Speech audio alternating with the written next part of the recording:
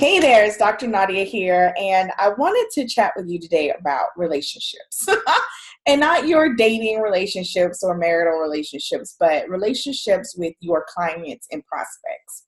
When you have a focus on relationships in your business and in your sales process and in the way that you interact with prospects and clients, one of the challenges that you will likely face at some point is a breakup. And just like in a dating relationship or a friendship relationship, when a breakup occurs, there can be a lot of emotions involved.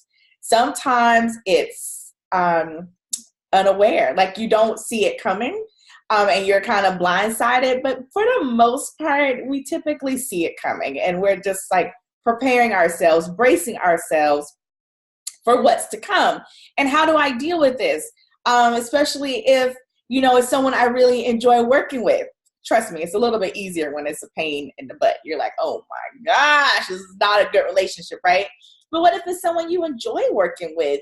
And then let's just be honest, a part of that is, how is that going to impact your bottom line and your revenue and your monthly recurring and whatever the case may be? And then, so how do you do this without feeling like you're trapped in this working relationship when it's just frankly not working? So a couple things I want to talk about, because the truth is breakups happen. Let's just be honest. I've had it happen. I work with my clients. They see it happen. It just is. And so there's some things outside of our normal day-to-day operations in terms of agreements and client contracts and all that kind of stuff. I don't want to focus on that. I'm not an attorney. I'll leave that to counsel. But what are some things that you do in terms of just relationship from a sales perspective, from a OMG, what just happened perspective, right?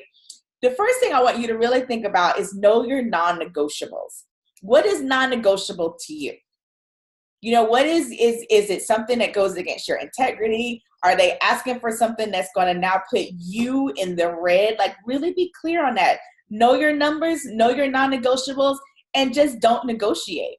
Which leads me to point number 2 is, don't be afraid to speak up. Create that sense of being able to have the conversation. I invite you to not try to do all of this or any of this, honestly, via email, if at all possible, but be willing to speak up. If you need to, take down some notes, right? I have sticky notes all over the place. I'm a note taker girl. And just have your things that you want to make sure you cover in that conversation, and be willing to have the conversation, even though I am telling you from personal experience, it will be uncomfortable. It will be uncomfortable. And you may have to give that person permission to just go, right? So, but know your non-negotiables. Don't be afraid to speak up. Be willing to talk about what's going to work for you. Look for the win-win-win, right? It's going to be a win-win in terms of how you two work together. I add the third win because a lot of times in my client relationships, there's another client involved, right?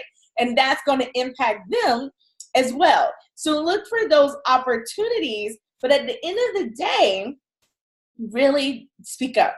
Because if not, I'm going to tell you what's going to happen. If you don't speak up, you'll go into this relationship. Now you're going to have an attitude.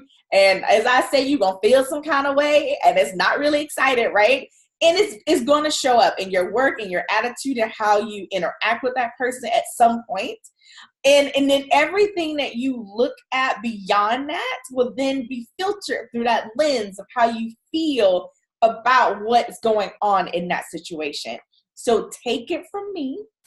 It's best to go ahead, and if you have to, nip it in the bud, right? And then the third thing is always treat them with respect. Now, this may be a challenge, right? Because they may not treat you with respect, but you can't control them, but you can control you. So always, excuse me, treat them with respect in how you handle this situation. But I really want you to take a moment, right? And even give yourself space. If you have to ask for a timeout, let me go think about it over the weekend or whatever that is, do it. But treat them with respect and be willing to let it go. I came into this video, they were only 3, but I want to add that in there. Be willing to let it go, even if you work it out, right? So I'm not saying go into it like, boom, I'm just done, right? But at the end of the day, if you're willing to let it go, it just really shifts the dynamics around the conversation. So you're not just desperately trying to hold on. Be willing to let it go. Just because you two decide to part ways doesn't mean it has to be effective immediately. So there are some things that you can kind of put in place to maybe buy yourself some time to replace that revenue, finish out some pieces of the project if you're working on a project basis to really prepare them and set them up for success. And to the best of your ability, this is why respect is so important.